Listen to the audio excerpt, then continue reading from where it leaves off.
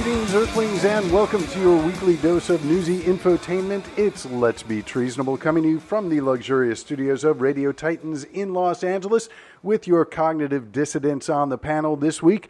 Comedian, musician, you can hear him on the Jimmy Dore Show and every Friday on the Stephanie Miller Show. Ladies and gentlemen, always a pleasure to have him in the studio, Ron Placone. Howdy, howdy. Good to see you, David. Good to see you, too. David, all right. There's a story behind that. So I dated this girl for a hot minute, and she had this roommate named David who was, he was like always crazy about whatever, and he was like really messy. And so we just started, his nickname was David, and because she kind of wanted to like talk subtly about it, and she'd be like, and she'd be frustrated about whatever, and I'd be like, David, and she'd be like, David. And so that's the only. So sometimes when I have a friend named David, I want to be like David, because when he's a slob and you'd rather not talk about him. I get it. No. It just got to be fun to say. And amazingly, he was too stupid to crack the code. Right, exactly. He was a weird guy and not a very good roommate. And yeah, but anyway, that's all there was to that. Sorry. There we go. Well, welcome. Good to have you in studio. Also joining us, comedian, bon vivant, and always the black voice of reason, Mr. Tymon Shipp. Power to the people. We are here to speak to the people of the tiki torches and everything. And bring your pitchforks, everyone. We're going to burn down some shit. Yes, we are. Well, we are here to burn, and we are happy to have you burning with us. And special guest panelist today, conservative fence rider, but no friend of the alt-right, that is for sure. Not at all. Pleasure to have him in the studio. Ladies and gentlemen, Mr. Carl Kozlowski. Yeah, you know, it's a shame that I now feel like I can't even step into a tiki bar anymore without looking like something's terribly wrong. So I guess I won't be going to the Tiki Thai or Tiki Todd in Silver Lake anymore. Such a shame. America's loss is America's tiki bar's loss as well, horrible. I guess. So sad.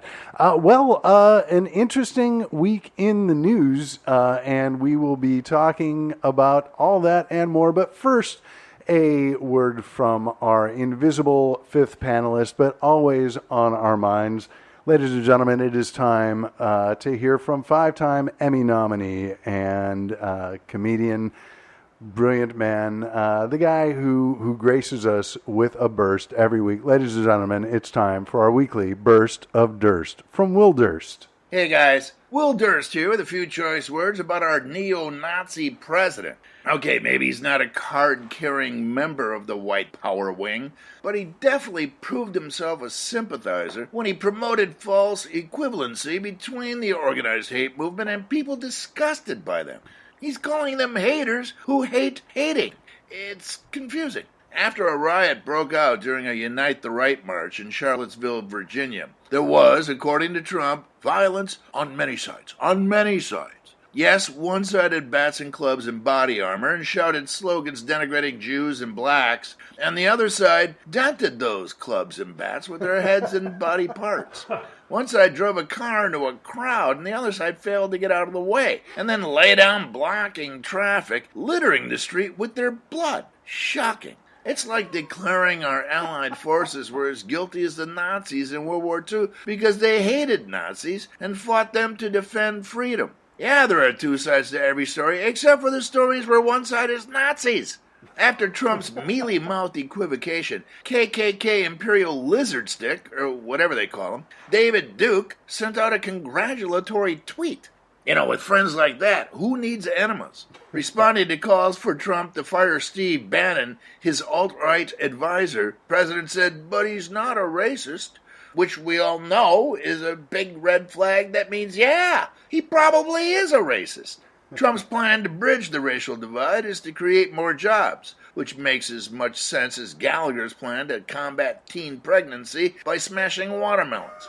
Easy to understand why the president refuses to say there is no room in his administration for racists. Apparently, all the slots are full. For Let's Be Treasonable, I'm Will Durst. Thank you very much, Will.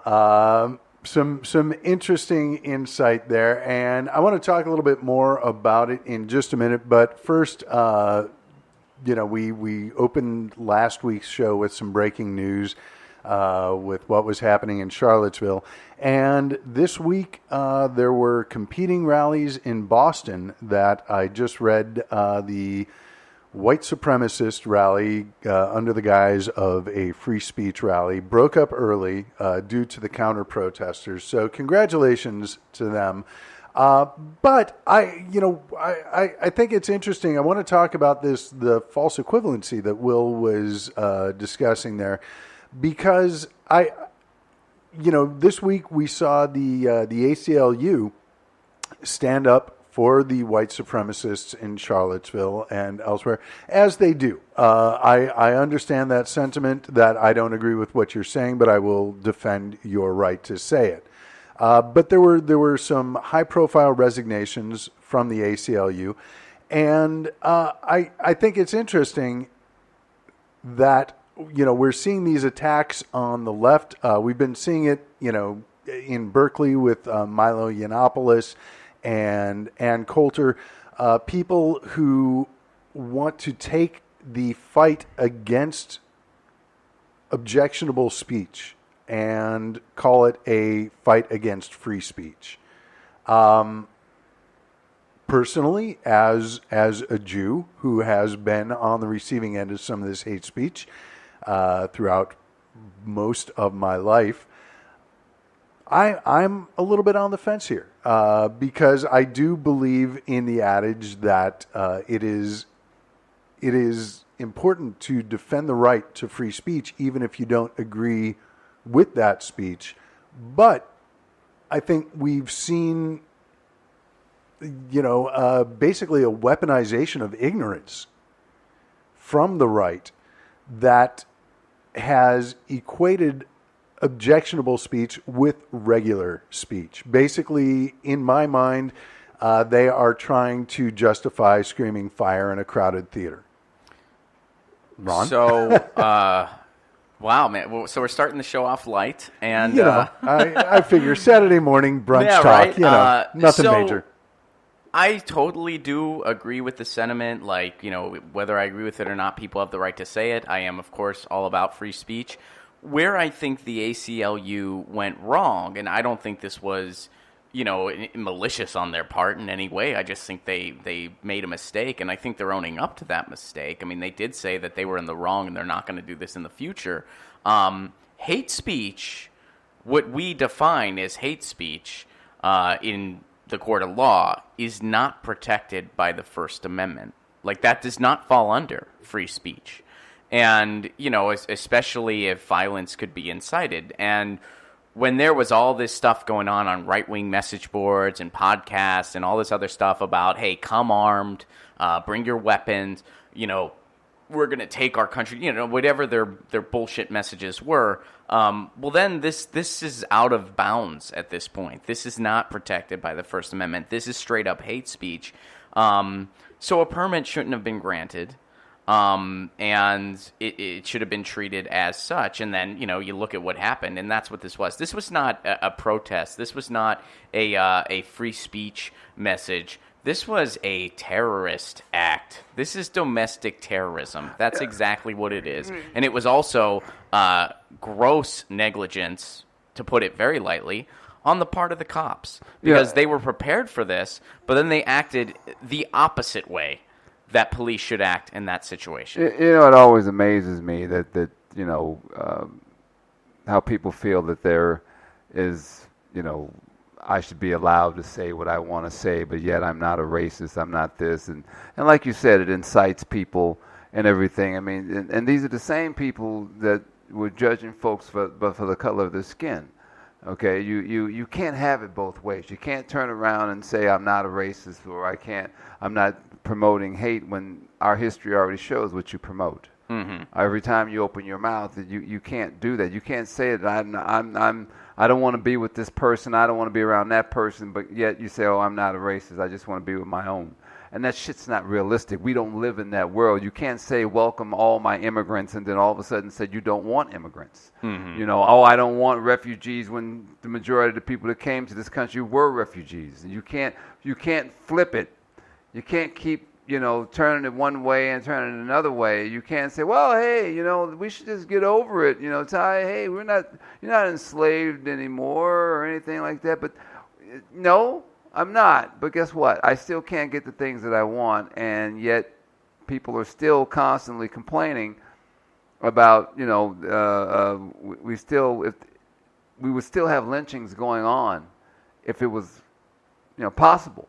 And occasionally we still do. Right. It's, we still do. They're just in the form of police officers towards unarmed black teenagers that have Skittles. Yeah, right. That's or the difference. occasionally black motorists who are driving through Texas on their way to a job interview while smoking a cigarette.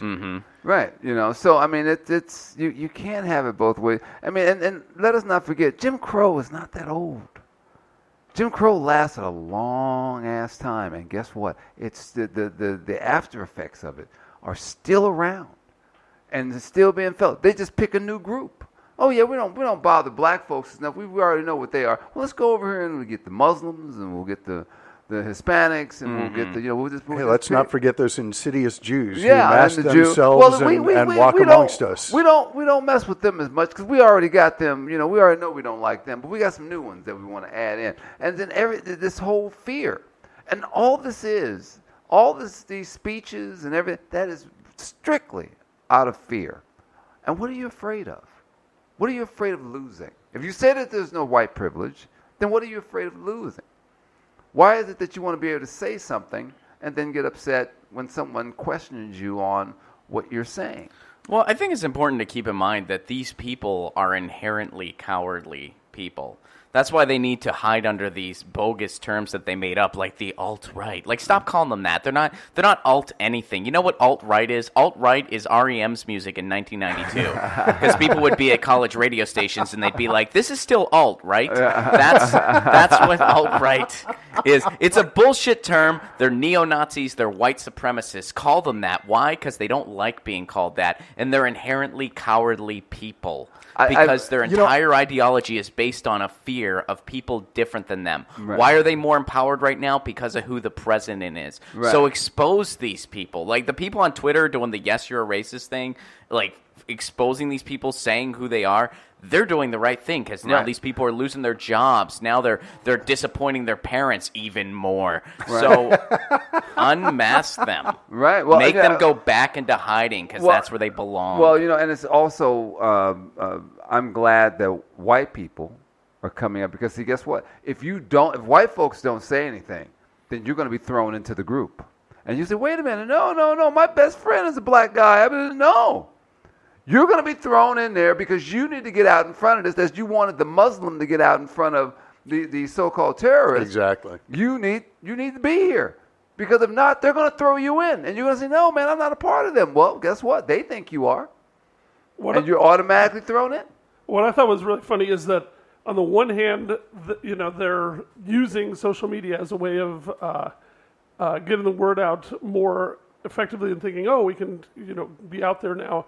And then the fact that the people were able to identify them and use social media to hunt them down across the country and and point out where they worked or their schools and their pictures were posted. Backfire. Yeah. Well, that's one of the things I love is the videos of these Nazis crying about how they're losing job opportunities and they're being harassed, and basically they are getting the same treatment that they advocate for minorities. And I think it's lovely to watch them realize that the blade swings both ways. Yeah. Well, one of them was actually complaining that not only did they some of them lost job opportunities, but one guy was complaining he got thrown off OkCupid.